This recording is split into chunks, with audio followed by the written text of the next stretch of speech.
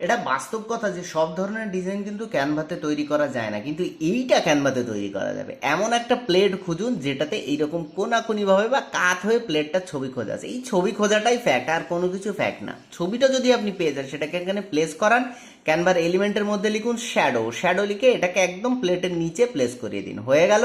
দেন আপনি এই অক্ষরগুলো ঠিক সেমভাবে লিখুন। এটা মেবি পপিন্স ফন্ট ইউজ করা, পপিন্স দিয়ে লিখুন, কিংবা হেলভেটিকা হতে পারে, মেবি হেলভেটিকা ফন্ট ইউজ করা। এইরকম টাইপের কোনো একটা ফন্ট দিয়ে এইগুলোকে লিখুন, 1 লাইন 2 লাইন 3 লাইন লিখে এরকমভাবে প্লেস করিয়ে দিন।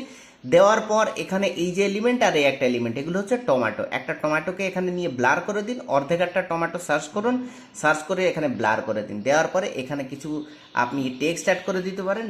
একটা সার্কেল নেবেন, সার্কেলে একটা বর্ডার দেবেন, কি কালারে? অরেঞ্জ কালারে। দিয়ে সেই সার্কেলটাকে বড় করে আপনি একদম প্লেটের নিচে এখানে প্লেস করিয়ে দিন, এখানে একটা লোগো প্লেস করিয়ে দিন, হয়ে গেল আপনার ডিজাইন। ফটোশপ লাগে নাকি? এই ধরনের কন্টেন্ট, এই ধরনের ডিজাইন ব্রেকডাউন পেতে আমাকে ফলো এবং সাবস্ক্রাইব করতে ভুলবেন না।